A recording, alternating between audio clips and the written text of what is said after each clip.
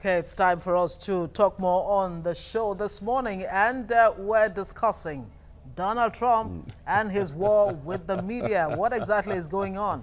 His feud with the media went a notch further this week with a video tweet showing him punching a man who had the CNN logo superimposed over his head in a boxing ring. Well, that's a big one. Now, the CNN, MSNBC, the host of Morning Joe, among others, have fallen under the president's axe on Twitter. President Donald Trump is not a friend to many American news outlets, with many of them criticizing some of his actions. But the president is not keeping silent. He has openly defended himself through tweets that has got many people talking. The cable news network CNN, MSNBC, the New York Times and the Washington Post have all come under attacks from the president. Last week, he took aim at the host of the MSNBC program, Morning Joe. The Republican president referred to one of the hosts as low IQ Crazy Mika in his tweet and said she was bleeding badly from a facelift when she visited one of his golf resorts around New Year's Eve. He also referred to former Republican U.S. Congressman Scarborough as Psycho Joe. His recent Twitter attacks have drawn criticism, including from fellow Republicans who believe he went a bit personal. Rushing to his defense, White House spokeswoman Sarah Sanders said his tweets were simply a question of responding to criticism. There have been an outrageous number of personal attacks, not just to him, but to, frankly, everyone around him. People on that show have personally attacked me many times. This is a president who fights fire with fire and certainly will not be allowed to be bullied by liberal media and the liberal elites within the media or Hollywood or anywhere else. I get it, but President Donald Trump has become even more popular for his prolific Twitter habit, which includes attacking critics and rivals. You could almost say that Donald Trump seems to be rubbing off on his aides. He rubs off. The point there is, being the president, he has to rub off everywhere. Somehow. And all right, we have a social commentator with us and a lawyer too, Curtis Adigba, with us in the studio. Curtis, good morning. Thanks for having me. It's good to have you join us right now. Now, let me read one of the. I have one here that says the President Trump was saying they were talking about the fact that his continuous tweeting is not presidential. He said, my use of social media is not presidential. It's modern day presidential. Make America great again. What is really wrong with the president taking to tweets, responding to everything everybody says, attacking people sometimes, calling them low IQs and so on? What? You know, you don't make America great by tweeting incendiary, divisive pieces out there and there. There are certain conduct that you expect from the president of the free world. Donald Trump is simply not that kind of character. But you can't blame him. He got to where he is, doing what he's been doing. Exactly. You know? And, that was how he got there in the first place. The same press made Donald the monster that he is today. You remember his Apprentice show? And even as a candidate Trump, he was very, very, very, very hard on the press. There was a time he said to Megyn Kelly, the Fox News anchor person, that blood was coming out of her, whatever. I mean, that was a new law. Very derogatory, but then, you say. He still got his votes, and he became president. And of course, you heard him last week saying, the fake network news didn't want me to be president, but I'm president, and they are not president. So he feels encouraged to do what he's doing. There are some who see him as the Twitter-in-chief, and not the commander-in-chief. So America got what it wanted? Obviously. Okay, now, so this tweets from Trump, really, are they really demeaning? According to Sarah Sanders, the Huckabee, she says you cannot hold the American president in the person of Donald Trump above, you know, standards that you would use for ordinary people like you and I. Unfortunately, I think the Trump's kind of bad behavior has become very infectious around his aides.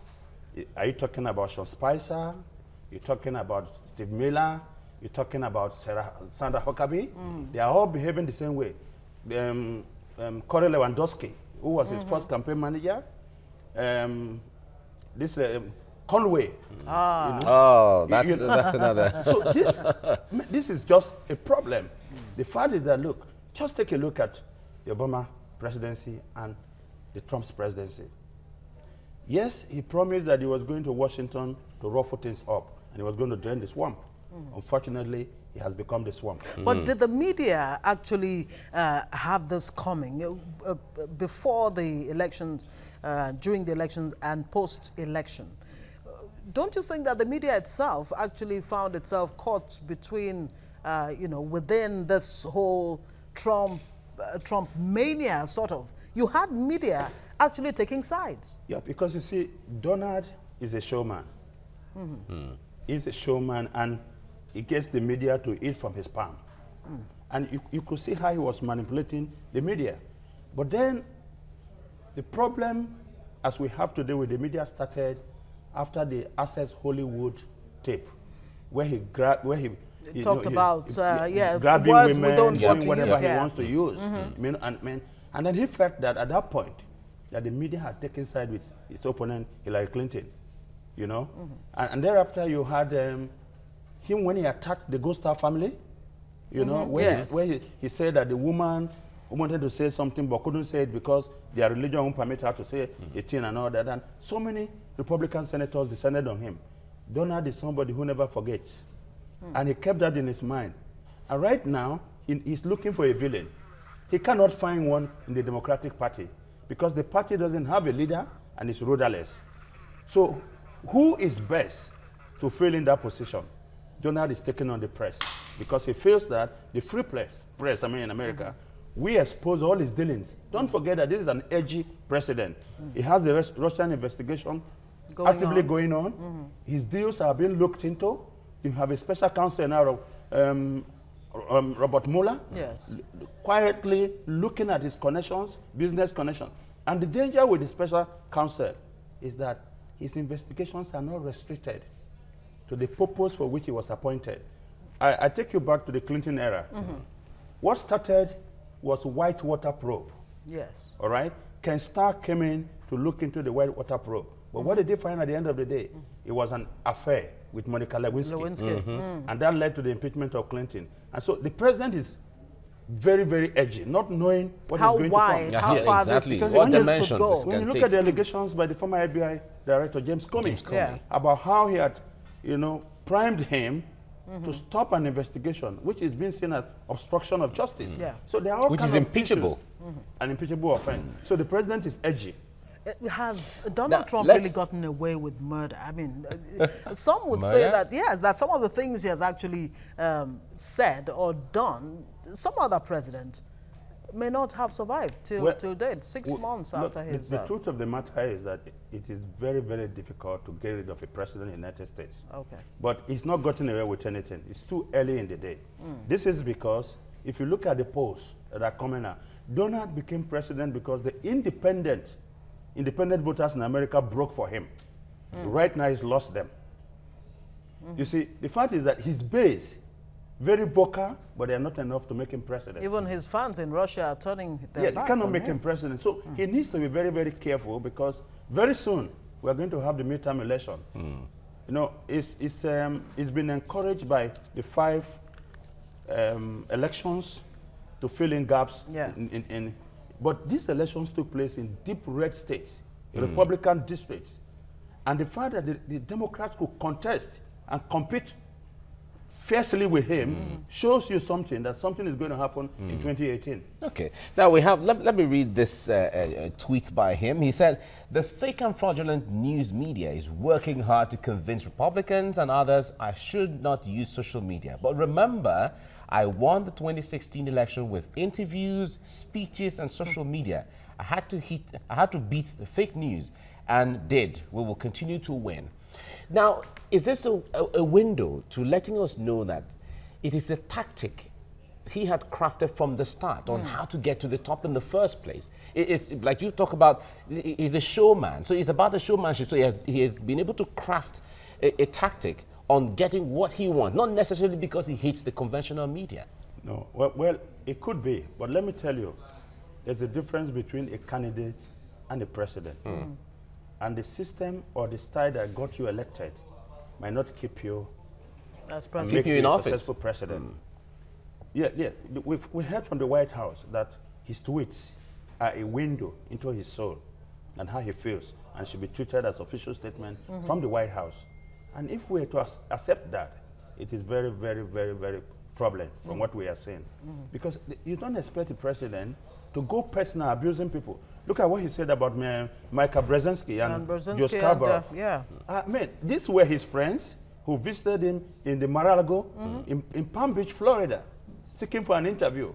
And in fact, he had even said he was going to make an announcement on their behalf because when they got engaged, nobody knew other than Trump because they were close. Exactly. And then for simply saying Turn on them that the way. president should concentrate on his job and be presidential. Now, So he went ballistic Carl on them. Bernstein, a very respected journalist, has said that Trump's attitude, his negative attitude towards the media, is how dictators actually evolve.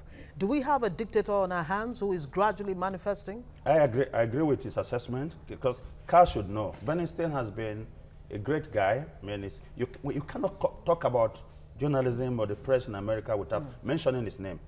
Even the anchors of MSNBC, CNN, Fox News and Friends, they all refer to him when they need to talk about the press. He understands what he's saying. He served under so many presidents. We have never had a president in the mode of Donald Trump in the United States. I wonder what the what the precedence. implications would be for the larger global community with North Korea and Russia and all of those, acting up. But let's bring up Foladele. Let's bring Foladele now to give us a perspective on social media, what people are saying about this. Fola, good morning. Good morning, Mike. Morning. Nice to see you. Nice to see you as well. Good morning, Curtis. Okay, so let's find out what people are saying to the president, what they are tweeting to him. Okay, first one here from Previous Life. He says, if this is modern day presidential, then I do not want any part of it. You are a disgrace to the office. Kathy Vasquez says, nothing presidential about being on social media. You have real important issues you should be concerned with for our country and Americans. Lynn Williams says, I voted for you, and this is at Donald Trump, like I said earlier. I voted for you, but your social media use is embarrassing. Coach Cake says, please stop acting like a teenager on social media and run the country. I'm embarrassed to admit I voted for you. Please stop. And someone replied to that saying, you must not have been paying attention when he displayed the same behavior during the campaign. I'm embarrassed for you. And that's to the person who tweeted that he was embarrassed for the president. Lisa here says, it's not that you use social media. It's what you do.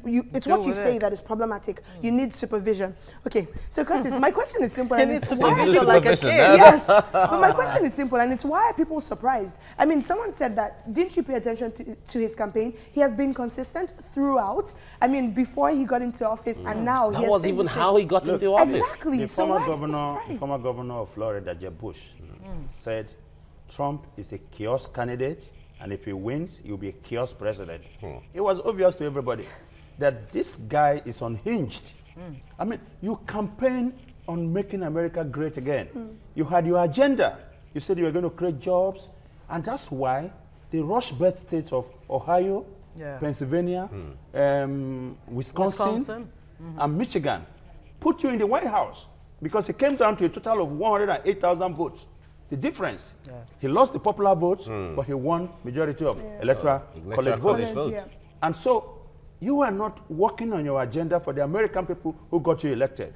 You are concerned about tweeting divisive things every morning, saying that when they punch, you also punch back. That is not presidential. All right. Well, Fola, thank you. Thank you very much. Implications for the certainly in all of this, if we have to look at the bigger picture, because he seemed the president, as he pays attention to every single statement that is said against him sometimes. Do you think this is really going to distract him so much from the responsibilities on his table? It's already happening. If you look at now, Americans' reputation globally is down to the lowest. Look at what is going on in Hamburg. Yes, there have always been protests when you have world leaders meeting, but not on this scale. This And that is because of the is presence of Donald Trump. He pulled out of the Paris Accord, you know, ceding the ground to the Chinese. He said he was not going to be part of the TPP, the Trans-Pacific partnership. He says he's going to negotiate NAFTA. Look, you can't just do. No country on its own is an island. America is a superpower because there are other superpower, there are other supers carrying America up. So once you take those super away, the super, I mean, it's a superpower because there are other powers carrying America. So once you take those powers away, the super means nothing. So he's got to relate with the world. He's got to act and behave like he's the president of the free world. Of the free world. And now Hillary Clinton, of course, before the election, actually drew attention to Donald Trump's temperament and said that is not the man you want to have his hands on the nuclear code. Yeah. Now that North Korea is acting up, of course, it has shot its ICBM and all of that. Do you think that the world is, like somebody said, a new page has been opened for the world? Where do you think Trump really can lead the world? Can I tell you something, the Yes. truth? The truth is that Trump is a coward. He's not going to go to any war right now. So even when he says something drastic needs to be done he talks to North Korea. Look, yesterday when he said, oh, he's run out of patience, he's going to take on North Korea. Hot air. His defense secretary, General Mattis, immediately countered and said, look, we still believe that diplomacy can work. The only good thing we've seen so far around Trump is that the national security team, led by General Mattis, John Kelly, and General McMaster, Yes. the national security advisor, are great guys, and they know what it is to jump into war. They have been there, they were in Iraq, they were in Afghanistan, so they are not going to allow somebody who has never been in the military, who doesn't even understand what it means to go to war, to lead them by the nose into war. But when he talked about the fact that they need to enlarge and increase the military investments in defense and all of that, wouldn't that be building up until it's going to eventually happen? Well, he somehow is a bit delusional about what the military strength is. You know, he feels that you just need to acquire arsenal and put them on ground, you know, so that whenever you need it, you can fight. But look, we are talking about smart military now. It's not so much about what you have acquired. America today is overstocked in terms of military hardware and arsenals. And it's still Yeah, selling to people like Saudi Arabia, and and Qatar. something, and Qatar. Yeah, but he believes that, you know, if you build up a strong military, people will see me as a strong president. But the fact is that most Americans are worried about how they get by day. And all his big ticket agenda, none has happened. He said he was going to repeal and replace Obamacare. And he said nobody will lose his or her cover. According to the Congressional Budget Office, as of today, the new plan leaves 22 million Americans uncovered. Yeah. He said he was going to reform the tax code. It's not even there. He said he was going to make America great again by infrastructural development. He said, we're going to, look, we will make it happen so much that you say to me, President Trump, we are tired of prosperity. We're tired of winning. We are not saying anything that way. So this president needs to stand up and face his agenda. And he's not going to do that by tweeting. It's okay. Is this the new world order where you have an American president using adjectives like crazy Joe, fake news, dumb as a rock, and Crazy all of Joe. that? Low IQs. Low IQs and what have you. Is this where we are today? And I wonder what, you know, other world leaders will be taking from this. Like we said that earlier. They're feeling very bad. Look, you remember what happened in France, where he pushed the prime minister just to get to the front? Look, this is so unusual. Even in America, the Republicans are not used to this kind of thing. And that's why you hear them coming out. Look, even independent senators, you know, like Angus King of Maine, you know, and then the moderates in his own party, people like Alisa McCoskey of Alaska, Senator Susan Collins of Maine.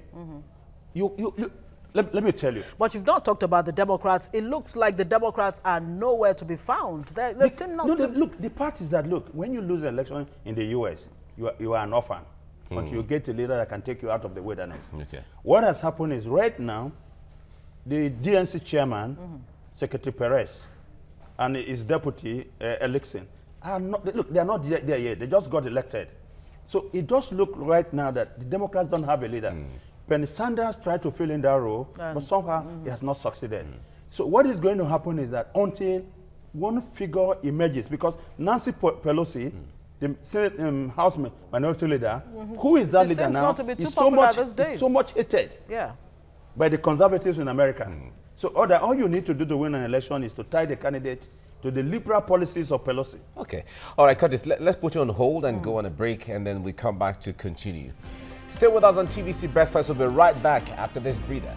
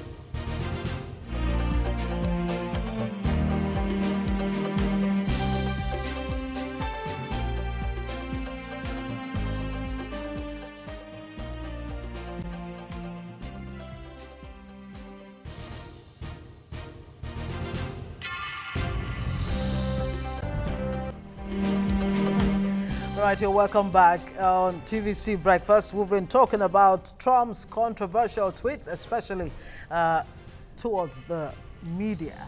I hope someday we're not going to wake up and he's, put out something there against us. No, we'll be used to it. That's how the system has always been. So we'll be used to it. Nothing surprising. Curtis Adigba is a legal practitioner and social commentator. We've been looking at this together. Now, Trump actually made a statement that seems to put him in the position of the victim.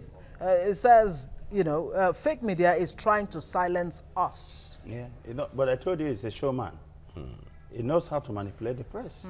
So why don't you play the victim and then get your base? And that's exactly what they understand. Look, let me tell you how you get to know the Trump base. I was somewhere in Virginia to attend Trump's campaign. And then, because as a black man, I was sticking out like a thumb. Of course, they were mostly white people and rural white people who were his strong base. And somebody looked at me and said, "What are you doing here?" And I said, "I'm a Trump supporter." He said, "Then go and get your hat. That's the Make America Great cap. I have one at home. It's just to be there." Are you a Trump supporter? No, I just went there to see him in because we heard so much about how dangerous it is to be in his campaign. And then when he comes and he doesn't say those things, people don't get excited. So he tells you about how, because you see, when he talks about making America great again, saying we're going back to the old time, for a black man, he's simply saying the time that I was a slave in America was a great time for the white people.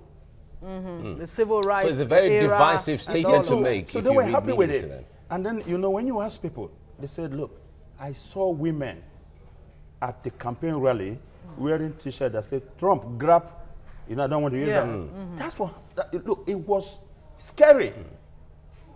And because you see, he feels that in spite of all that I did, I got elected.